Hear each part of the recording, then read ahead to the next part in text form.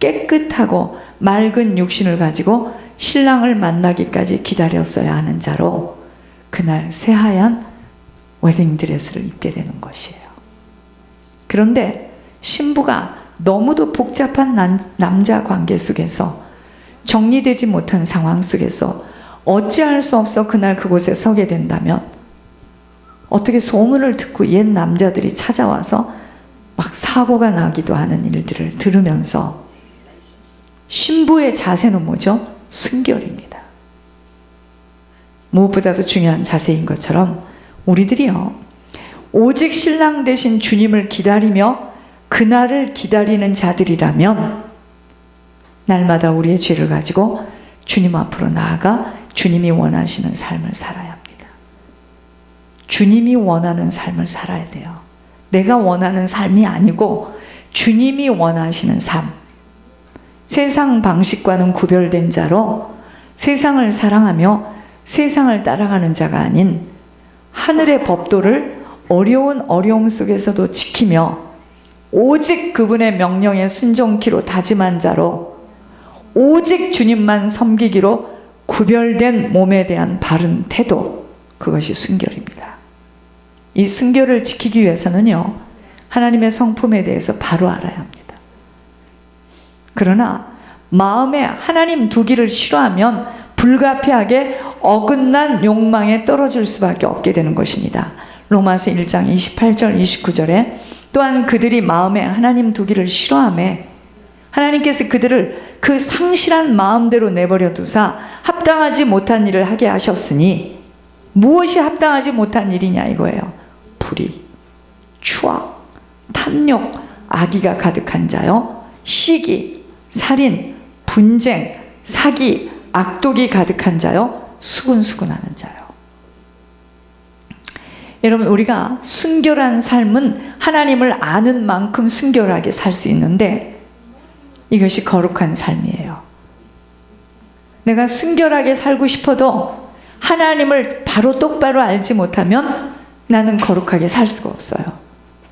내가 거룩한 삶을 살아갈 때 하나님과 살아있는 관계를 유지하게 됩니다.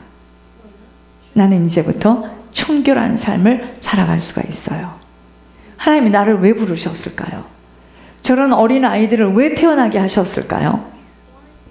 우리를 거룩한 자로 만드셔서 천국으로 올려 보내시려고 하기에 하나님은 끊임없이 우리에게 지금 성령을 부어주셔요. 성령을 부어주심을 받아야지만 하나님의 명령을 제대로 알아듣고 실천합니다. 그래서 성령이 아니고는 예수를 주라 시인할 수가 없어요. 성령을 받지 아니하고는 성령을 매번, 이것이 생명입니다. 성령이 생명이에요. 이 생명을 계속 공급받아야지만 우리가 하나님의 명령을 알아들어요. 그리고 실천할 수 있습니다. 하나님의 명령은요, 십자가의 도예요. 목숨을 다하고 마음을 다하고 네 뜻을 다해서 나를 사랑해라. 네가 나를 사랑하는 만큼 내 이웃을 내 몸처럼 사랑할 것이다. 이 말씀인데요, 우리가 하나님을 사랑함이 형제 사랑으로 나타나기를 원하고 계시는데 내가 사랑하기 위해서는요, 내가 하나님으로부터 오는 평강을 지속적으로 받아야 됩니다. 그럼 이 평강이 내 옆에 사람에게 흘러요. 이 평안이. 그래서 내 자신이 은혜의 깊은 강물 속에 들어가는 것이 그리도 중요합니다. 명경지수. 어느 분이 천국을 잠깐 보고 명경지수, 천국의 그 물이 거울과 같이 맑단 말이죠. 명경지수와 같은 조용한 마음이어야 하나님의 음성을 들을 수 있고 아버지로부터 오는 평안을 갖게 됩니다. 주변 환경이 어수선할 때는요, 잠자코 종용하는 것이 몸을 온전히 지키며 주변을 평안하게 정리하는 방편이 될 수 있기에 하나님으로부터 오는 은혜를 깊이 받는 한 사람이 주변의 사람들을 사단의 손으로부터 빼낼 수가 있습니다. 사람이 걸어 다닐 때요, 그 영적 배경이 함께 움직여요. 그래서 조용하고 편안한 사람이 거하는 곳에는 위로부터 오는 평안을 받게 될 수 있어요. 조용한 마음으로 하나님의 음성을 들을 수 있을 정도가 되어야 합니다. 제가 왜 자꾸만 정리하라, 웬만한 것은 밖으로 내보내자, 깨끗이 내 앉아있는 자리는 깨끗이 정리해다오 왜 그러느냐면요, 더러운 곳에는 귀신이 역사합니다. 출애굽기 3장 1절에서 2절에 모세는 조용한 시내산 기슭에서 양을 칠 때 불붙는 떨기나무 속에서 하나님의 부르심을 들을 수 있었습니다. 열왕기상 18장 8절 9절은 엘리야는 호렙산 굴 어귀에 고요히 응거하는 중에 하나님의 음성을 들을 수 있었어요. 이와 같이 조용한 마음으로 자중할 때 하나님을 만나게 되며 주님의 능력을 받게 됩니다. 마음이 들떠있고 흥분하고 당황하는 사람들은요, 많은 것들을 빠뜨리게 되며 잊어버리기에 성공할 수 없습니다. 무슨 일을 당하든지 마음에 딱 마음을 가다듬으셔야 돼요. 그래야지만 내 자신과 주변을 올바로 돌아볼 수 있고 자신의 할 일이 무엇인지를 깨달아서 그것을 실천에 옮길 수 있다는 것입니다. 여러분, 하나님은요, 파도를 일으키는 바람이나 산을 흔드는 지진이나 천지를 요동하는 우레 속에 있는 것이 아니에요. 고요함 가운데 계십니다. 열왕기상 19장 11절 12절에 여호와께서 이르시되 너는 나가서 여호와 앞에서 산에 서라 하시더니, 여호와께서 지나가시는데 여호와 앞에 크고 강한 바람이 산을 가르고 바위를 부수나 바람 가운데 여호와께서 계시지 아니하며 바람 후에 지진이 있으나 지진 가운데도 여호와께서 계시지 아니하며 또 지진 후에 불이 있으나 불 가운데에도 여호와께서 계시지 아니하더니 불 후에 세미한 소리가 있는지라. 그래서 새벽 미명에 예수님이 기도의 본을 보여주신 것이 그런 의미입니다. 그리고 어느 곳에 가든지 먼저 기도하는 처소를 찾는 것이 그런 의미입니다. 그래서 하나님께서 우리에게 요구하시는 것도 뭐죠? 종용함입니다. 시편 46편 10절에 이르시기를 너희는 가만히 있어 내가 하나님됨을 알지어다. 내가 문 나라 중에서 높임을 받으리라. 내가 세계 중에서 높임을 받으리라 하시도다. 거의 하나님이요, 자신을 인도하심을 기다리지 못하고 자기 뜻대로, 마음대로, 자기의 육신의 감정대로 육체가 원하는 대로 움직이기에 사단의 덫에 착 걸리는 거예요. 여러분, 그래서 어려운 일이 오고 막 힘듦이 올 때 더욱더 차분하게 심호흡을 하면서 놀라지 마셔야 됩니다. 당황하지 말고 그때 더욱더 담대함으로, 그런 힘이 우리에게 평상시에 하나님이 주시는 그 말씀과 기도 속에서 갖고 있다가, 사람은요 한치 앞을 몰라요. 그리고 얼마나 이변이 많은지 몰라. 요셉이 힘든다고 요동을 하고 보디발 집에서 뛰쳐나오게 되었다면 만남의 축복은 못 가져요. 요셉이 보디발 집에 가야 감옥을 갈 수 있어요. 감옥 가야 술장관, 떡장관을 만나. 그래서 정계로 나가는 거예요. 여러분, 하나님의 때를 기다리며 종용히 주님으로 집중하기에 정확한 하나님의 인도함을 받게 되었던 것처럼, 먼저는 어느 환경에서든지 조용히 아버지의 명령을 들을 수 있는 광고의 귀가 열려야 합니다. 그러나 머리의 계산이 빠른 사람들은 기다릴 수가 없어요. 자신의 육신의 편리함 속으로 선택하며 걸어가게 되는, 그렇게 되니까 사단의 덫에 아주 쉽게 걸려버리는데, 시간이 한참 흐른 후에 본인이 그때 깨닫고 확인하게 되지, 그때 당시에는 안 보이니까 그 길이 맞은 줄 알고 걸어갑니다. 때로는 굉장히 손해를 보는 것 같고, 때로는 참 바보 같고 어리석지만 진득하게 지구력을 가지고 인내심을 가지고 끝까지 좀 그런 성품이 필요해요. 팔딱거리면 안 된다 이 말이죠.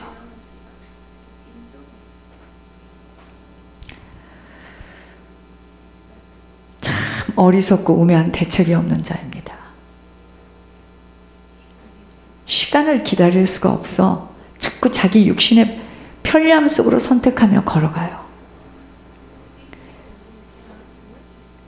또한 바뀌어야 할 것은 뭐냐면 무의도식이 아닌 성령의 진리며 하나님 나라의 정신인 열심히 일하면서 살아야 합니다.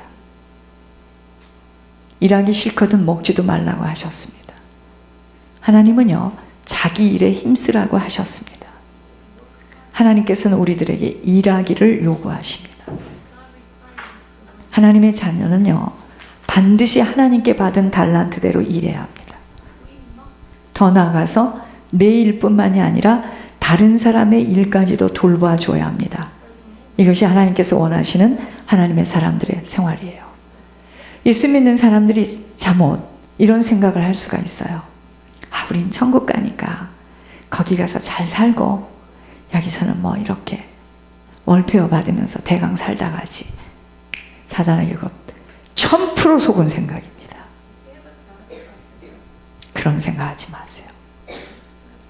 열심히 일해서 열심히 하나님께서 주신 그 능을 가지고 물질을 가지고 수 없는 자들을 천국으로 보내는 일에 쓰여져야 됩니다.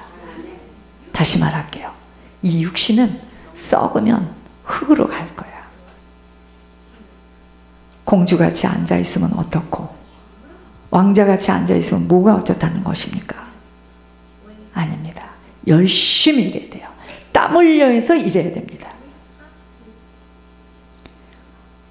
헛된 일에 분주하지 말고 조심스럽게 헌신의 사역에 임해야 합니다. 시편 39편 6절에 진실로 각 사람은 그림자같이 다니고 헛된 일로 소란하며 재물을 쌓으나 누가 거둘지는 알지 못하나이다. 헛된 일에 분주하면 자신도 모르게 믿음마저 잃어버리게 됩니다. 그 헛된 일이 무엇일까요? 하나님이 하라는 것을 할 수 없는 자기 마음대로 멋대로 살아가는 일들이 헛된 일입니다. 또한 손으로 일하기를 힘써야 합니다. 하나님께서는 아담에게 뭐라 그랬죠? 얼굴에 땀을 흘려야 식물을 먹으리라고 하였습니다. 그래서 건강한 사람들 보세요. 끝까지 일하는 사람들은 건강합니다. 돈이 많은 사람들 미리 주저앉죠. 일찍 죽어요. 오늘 본문에 너희 손으로 일하기를 힘쓰라는 말씀은 근면하라는 것입니다. 우리 주님께서도 공생애 전에 무슨 일을 하셨어요? 열심히 목수일 하셨어요. 바울도 쉬지 않고 장막 치는 일을 하면서 복음을 증거했어요. 천국으로 이사할 준비는 오직 주님이 말씀하신 대로 순종하며 살아가는 것입니다. 하나님의 말씀을 쫓아 헌신과 수고의 열매를 얻는 삶을 살아가는 것입니다. 주의 종들도요, 쉬지 않고 일해야 됩니다. 큰일 나요. 이 자리가 지금 제일 들어가기가 어려운 1번의 자리예요. 큰일 납니다. 큰일 납니다. 예루살렘에 예수님이 나귀를 타고 들어갑니다. 예루살렘 도성을 들어가는데, 야, 저 마을에 가서 그 묶어놓은 나귀를 좀 가지고 오도록 해라. 그 주인이 물으면 뭐라고 말할까요? 주께서 쓰신다고 말해라. 그렇게 말하니까 정말 그 나귀를 풀어줬습니다. 예수님이 나귀를 타고 예루살렘 성에 이제 들어가는데 호산나 하고 막 사람들이 찬양을 하니까 나귀가 자기한테 그러는 줄 알고 막 흥분했어요. 그 나귀 꼴이 되면 큰일 난다 이 말이에요. 예수님 때문에 식사를 대접하고 예수님 때문에 청소를 하고 예수님 때문에 해주시는 거지 목사 때문에 하는 게 아니거든요. 근데 이거 오해하면은요, 이 자리가 제일 못 들어가는 자리예요. 여기가 지금 제일 위험한 자리입니다. 성도들이 얼마나 지금 현장에서 핍절하게 어려움을 겪고 그 물질을 얻기 위해서 불신자와 어떤 투쟁을 하는지를 전혀 모르고 큰일 납니다. 여긴 그래서 신학교 다녀서 맞바로 올라오면 큰일 나요. 큰일 납니다. 훈련받아야 돼요.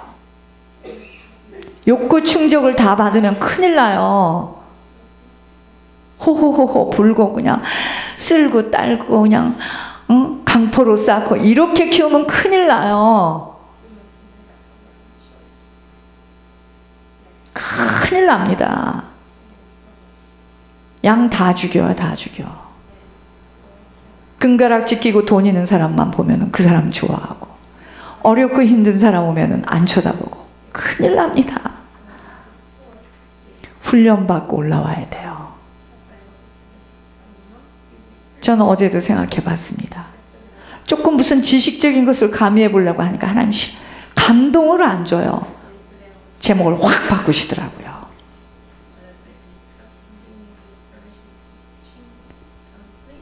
하나님 그런 거 싫어해요. 밥을 같이 얹어서 줘야지 좋잖아요. 먹으면. 그죠? 영적인 것은 그렇게 돼 있지가 않아요. 열심히 일해야 됩니다. 열심히 일하고 손으로 열심히 땀을 흘리면서 일해야 돼요. 예수님이 그러한 인생을 사셨잖아요. 목수를 하셨어요. 사도 바울 천막을 짓고 복음을 증거했습니다.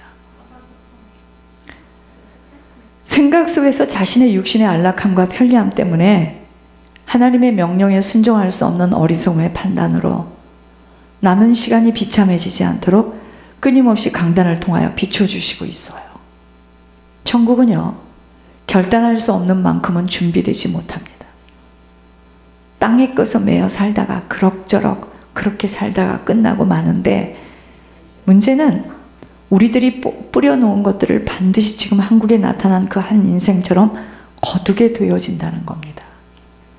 하나님께서 각자에게 명령하신 그 명령과 권면을 우습게 여기고 흘러 떠내버리게 되어지는 그 모든 것들은 반드시 본인이 거두게 되어 있기에 저는 너무 안타까워서 어찌할 바를 모릅니다. 여러분, 육신이 편안하고 안락한 쪽으로 선택하면 안 돼요. 그렇지 않아요. 여러분, 내가 고생하는 쪽으로 선택했는데 하나님이 힘을 부어주시는데 독수리 날개침과 같은 힘으로 셈을 주시면서 그 일을 감당하게 합니다. 근데 사람들은 자꾸만 편안하고 쉽고 나 유익한 쪽으로 가요. 그래서 하나님하고 안 맞는 거예요. 그것만 생각하는 거야. 어떻게 하면 내가 육신이 좀 편안한 쪽으로 가나. 또 응답은 크게 받기를 원해요. 그렇지 않아요. 무엇을 뿌리든지 반드시 거두게 되어 있기에 하나님이 주신 직분, 사명 모두 우습게 여기고 세상을 따라 살아가게 되면 아버지가 이번에도 하늘에서 하신 말씀들 속에 확인되는 것은 죄는 반드시 보응이라는 것으로 그 누구에게도 치러져야 한다고 하셨습니다. 이분 권 목사님 우리 때에서 부모, 조상, 친척들이 저질러 놓은 그 많은 죄악을 지금 치르고 있다고 다시 한번 언급을 하심을 들으면서 그 누구도 예외가 없다는 것입니다. 하물며 직접 하늘에서 하시는 말씀을 들으면서도 자기 뜻대로 발걸음을 떼어 걷고 있다면 너무나 무서운 이야기예요.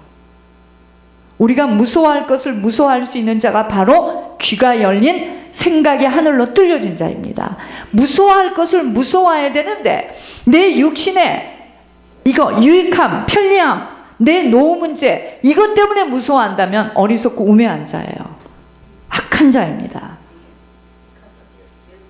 이번에 한국의 사정을 먼저 하나님께서 말씀해 주신 대로 진행되어짐을 보면서 하나님은 살아계신 아버지라는 것입니다. 우리 생각이 갱신되어져야 합니다. 생각이 늘 땅의 것으로 붙들려서 육신의 한계 속에서 허우적거리고 있다면 참으로 악한 자예요.